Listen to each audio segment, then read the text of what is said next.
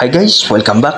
Tara, samahan niyo ako sa panibagong travel vlog natin dito sa Balogo, Pasakaw, Camarines Resort. At the same time guys, makikita dito ang napakagandang views ng Daroanak Island. Kaya guys, please like and share.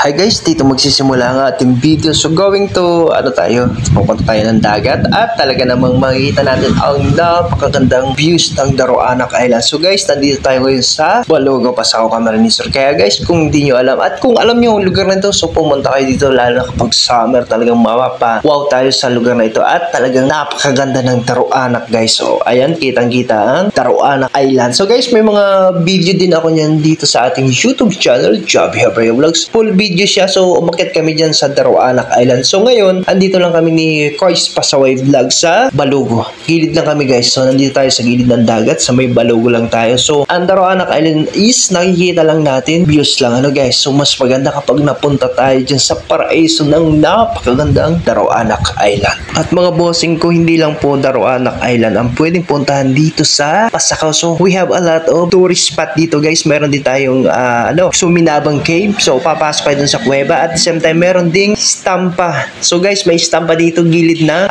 sa may bundok. So maraming mga puno, maraming mga bato. So guys, ang gandang location para sa tourist spot. Lalo na sa inyo guys, sa mga mahihilig sa mga adventure o ano pa man, sa mga video. So guys, dito lang yan sa Pasakaw, Camarines Resort. Kaya guys, kung gusto nyo pumunta dito, punta na lang kayo. So yun lamang guys, maraming salamat and don't forget to like, share, and subscribe. Joby Habreo Vlogs.